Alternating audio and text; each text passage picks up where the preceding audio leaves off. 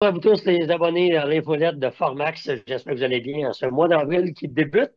Alors, évidemment, je n'ai pas besoin de le présenter longtemps, mais je vais quand même prononcer son nom parce qu'il est je dirais le gourou de l'utilisation de l'intelligence artificielle au Québec, Monsieur Bruno Guglielminetti. Bonjour Bruno, Bonjour, ça va bien? ça va très bien, merci.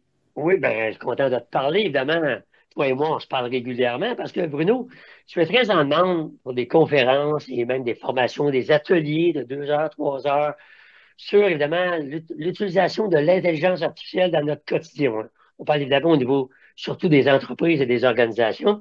Alors, qu'est-ce que les gens apprennent de toi dans ces conférences ou formations-là?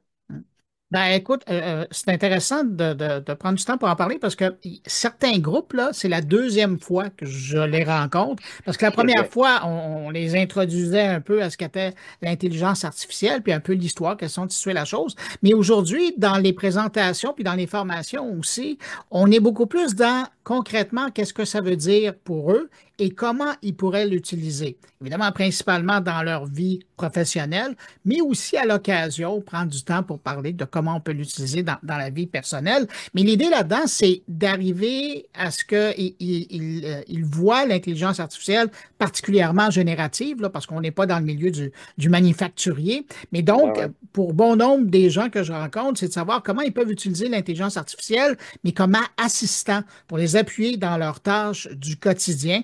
Et ça, ben, une fois qu'on passe minimalement là, 1 heure là-dessus, puis des fois on passe carrément des demi-journées.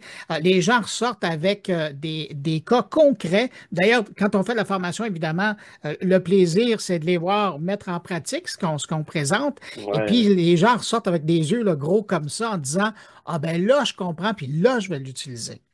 Est-ce que tu sens toujours dans un environnement corporatif, est-ce que tu sens encore de la réticence, tu sais, à dire, ben, pour nous autres, je sais pas comment je vais utiliser ça, c'est plus ou moins bon, ou l'ouverture d'esprit, ça fait quand même 2, 3 ans maintenant qu'on entend Ouais. parler de plus en plus d'intelligence artificielle, là.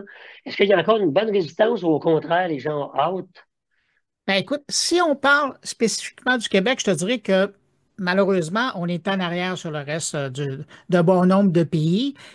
Mais si je compare évidemment à l'année passée, ben, cette année, il y a encore plus de gens qui l'adoptent. Mais systématiquement, quand je vais faire des présentations, je te dirais que le 2 tiers d'une salle, puis là, ça peut être des salles de 200, 300, 400 personnes, euh, c- le 2 tiers de la salle a déjà utilisé l'intelligence artificielle générative. Mais là, on s'entend, tu sais, ça fait 2 ans et demi que c'est sorti. Fait qu'à un moment donné, il y a quelqu'un qui a été curieux, puis il l'a essayé, puis l'a vu. Mais quand je leur pose la question, l'avez-vous déjà essayé? Genre, l'avez-vous utilisé la semaine passée ou cette semaine? Ben là, il y a moins de Ouais. mains qui se lèvent, mais quand même, puis on le voit, puis c'est parce que les gens connaissent pas encore comment ils peuvent l'utiliser. C'est sûr qu'il y a des entreprises qui investissent dans la formation, puis ça, c'est évidemment c'est une bonne nouvelle, mais il y en a d'autres qui disent, ben, on va l'installer, mais même une fois installé, ne donne pas nécessairement la formation aux gens, et donc, il manque, c'est bête, hein, mais il manque d'idées à comment ils peuvent l'utiliser. Ouais. Est-ce que, tantôt, tu as mentionné l'intelligence artificielle générative. Oui. Pour beaucoup de gens, c'est encore un peu flou, hein. Souvent, pour beaucoup de gens, l'intelligence artificielle, c'est ChatGPT ou Gemini ou quelques autres, là, même des fois, ça se limite à ChatGPT. C'est quoi la différence entre une générative et les autres intelligences Ouais. artificielles là, que je viens de nommer? Ben écoute, l'intelligence artificielle, là, ça remonte à la fin de la Deuxième Guerre mondiale. On ne fera pas l'histoire, mais ça date de cette époque-là. Évidemment, ça a évolué. On l'a utilisé à travers plein de choses. Probablement que la plupart des gens qui nous regardent l'ont utilisé bien malgré eux. Genre en 2001, quand Google Translate est arrivé, ben, en arrière de ça, c'était des algorithmes, c'était l'intelligence artificielle. Bon, on l'appelait Ouais. autrement, mais c'était des machines qui apprenaient, qui avaient appris à partir de leçons, puis après qui apprenaient, poursuivaient leur apprentissage en fonction de l'utilisation des gens. Puis ça s'est transformé. Notre expérience avec Facebook, avec TikTok et compagnie, c'est encore l'intelligence artificielle qui est en arrière, il nous étudie notre comportement, puis à partir de ça, ben, nous sert d'autres informations. Donc, ça, c'est de l'IA en général. Puis après, quand on parle des voitures, les voitures intelligentes, les voitures autonomes, qui ont des caméras, qui ont des lidars, des radars, qui sont capables de voir ce qu'il y a autour d'eux autres, c'est de l'intelligence artificielle. Quand on est dans le domaine du manufacturier, puis qu'on voit des entreprises,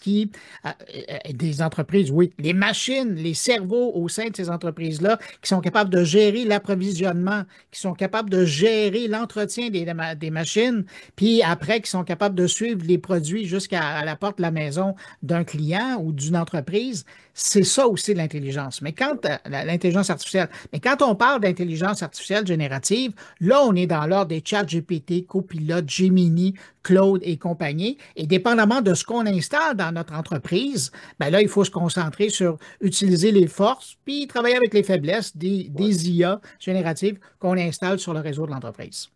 Récemment, je n'aimerais pas de nom évidemment, mais je parlais à quelques firmes, si on veut, dans le monde de la comptabilité. Mhm. Ces gens-là me disaient, excuse-moi, ces gens-là me disaient, ben, peut-être que dans X mois ou années, ben, faire les rapports d'impôts, ça va se faire de même avec l'intelligence artificielle. Puis il y a d'autres tâches, si on veut, administratives, appelons-les comme ça, Mhm. qui vont pouvoir se faire facilement. Est-ce que tu entrevois, toi, dans le futur, il y a certains types de professions, tu sais, qui vont sans dire disparaître, mais que leur rôle va changer à cause de ça ou pas nécessairement? Ah, beaucoup, beaucoup de professions. Et c'est pour ça que moi, quand je parle de l'intelligence artificielle, j'en parle vraiment comme un assistant. Puis c'est vrai particulièrement dans le monde de l'administration, mais dans le monde des communications, même dans le domaine de la médecine. Aujourd'hui, les grands radiologues de ce monde vont toujours chercher un deuxième avis. Et c'est pas un collègue, c'est une machine, c'est une IA spécialisée Wow. en vision, en analyse de radiographie et qui va venir confirmer ou infirmer son premier diagnostic. Et ça, on le voit pourquoi? Parce que ces machines-là, ils ne sont pas basés sur 200, 300, 400 000 cas qu'ils ont vus dans leur profession pour les plus vieux radiologues, là, mais c'est basé sur des millions et des millions de radiographies qu'ils ont analysées, qu'ils ont dans leur Ouais. banque de connaissances. Et c'est pour ça que tous les corps de métier qui ont à voir avec de l'analyse, avec du traitement d'informations vont être impactés par l'IA. Et tu as raison, et c'est sans nommer le domaine du vidéo. Ok, moi, j'ai une bonne connaissance à moi qui travaille dans ce domaine-là, puis il est capable de prendre des photos d'époque, là, des photos d'archives là, des années 1900 et de les animer Ah ben oui. carrément avec une intelligence artificielle. Puis c'est la vraie photo qui bouge, là. Alors, il n'y a vraiment aucune limite à ça. Si je résume, Bruno, avant de mettre fin à notre rencontre, ça va vite, hein?